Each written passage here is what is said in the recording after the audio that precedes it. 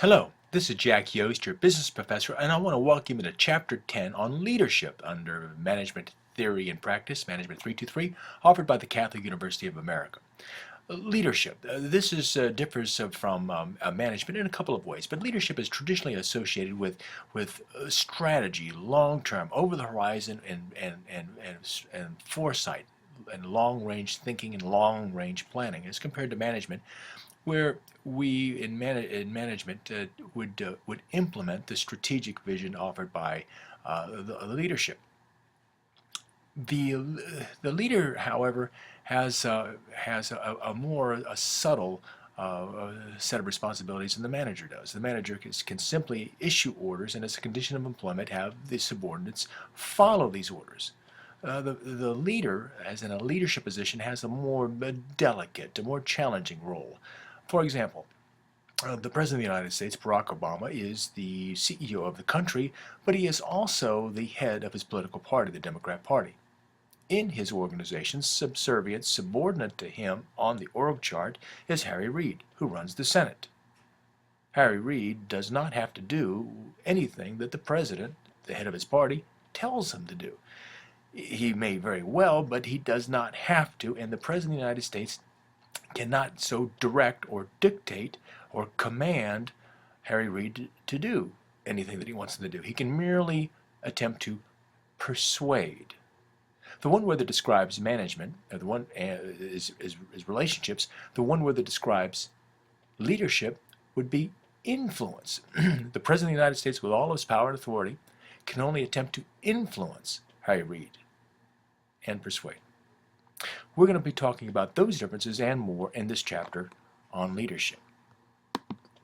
Our learning objectives for today are to explain how a good vision helps you to be a better leader, discuss the similarities and differences between leading and managing, identify sources of power in organizations, know the three traditional approaches to understanding leadership, understand the important contemporary perspectives on leadership, identify types of opportunities to be a leader in an organization, key leadership behaviors.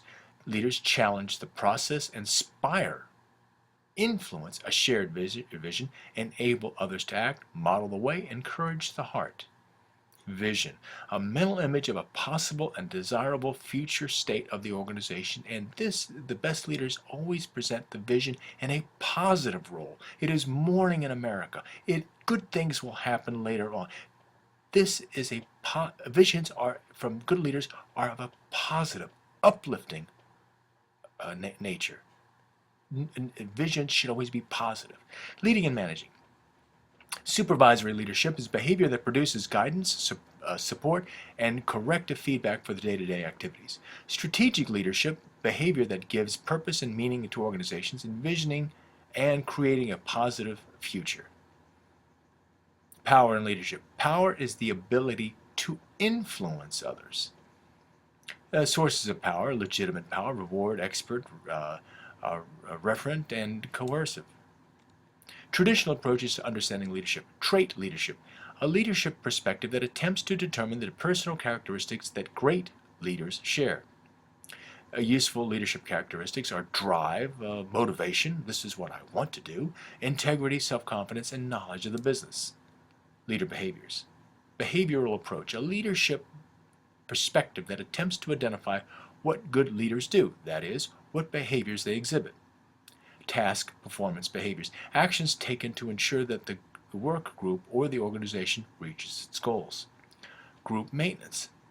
Group maintenance behaviors, these are actions taken to ensure that satisfaction of group members develop and maintain harmonious work relations and preserve the social stability of the group.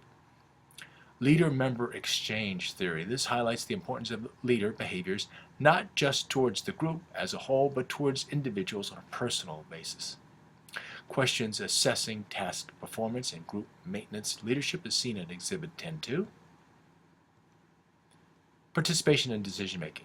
Autocratic leadership is a form of leadership in which the leader makes decisions on his or her own and then announces those decisions to the group.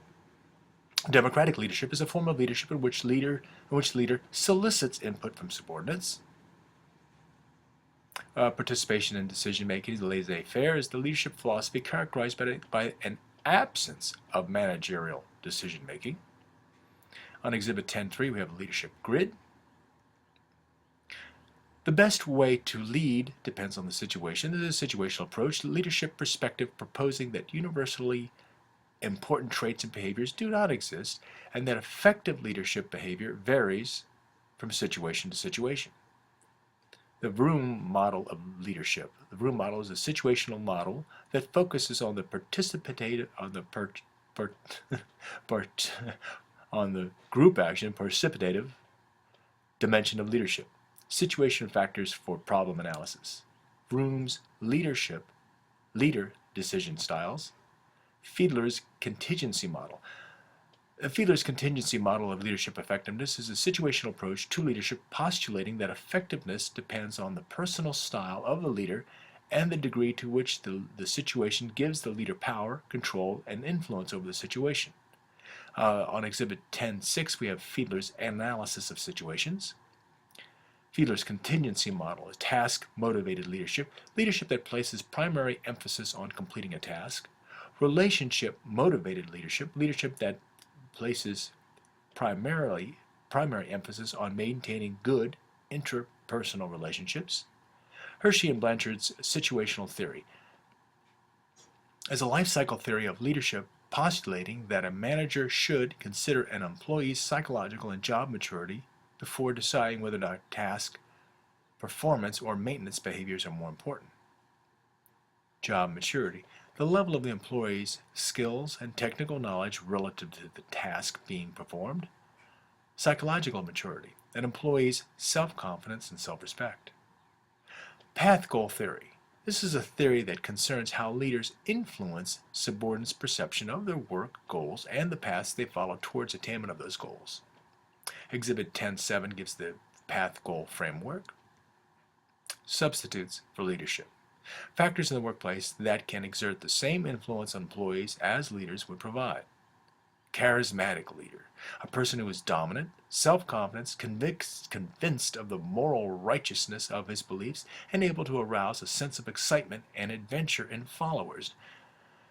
Now, I would submit that any staffer and individual contributor should be very wary of the charismatic leader. The three most charismatic leaders we had in history, who the ones could exert a great deal of influence of, were Hitler, Mussolini, and Mao, and Stalin. These were charismatic leaders that caused great havoc. Contemporary perspectives on leadership. Transformational leader, a leader who motivates people to transcend their personal interest for the good of the group. Transactional leaders, leaders who manage through transactions using their legitimate reward and coercive powers to give commands and exchange rewards for services rendered. Level 5 leadership is a combination of strong professional will, determination, and humility that builds enduring greatness. Authentic leadership adds an ethical dimension. Authentic leadership is a style in which the leader is true to himself or her while leading. Pseudo-false transformational leaders, leaders who talk about positive change but allow their self-interest to take precedence over followers' needs. Today's organizations offer many opportunities to lead. A servant leader is a leader who serves others' needs while strengthening the organization. Bridge leaders, a leader who bridges conflicting value systems or different cultures. Shared leadership, rotating leadership in which people rotate through the leadership role based on which person has the most relevant skills at a particular time. Lateral leadership, style in which colleagues at the same hierarchical level are invited to collaborate and facilitate joint problem solving. Good leaders need courage. Leaders see things as they are and face them head on, making no excuses and harboring no wishful illusions. The best managers, the best leaders import responsibility. Best leaders and managers take on more. The amateur manager, the amateur leader, exports blame. Say what needs to be said to those who need to hear it, and good leaders need courage despite resistance, criticism, abuse, and setbacks. Let us pause now on our chapter on leadership, and we invite you to join us for the next chapter in this series of Management 323, Management Theory and Practice. This is Jack Yost, your business professor. Thank you.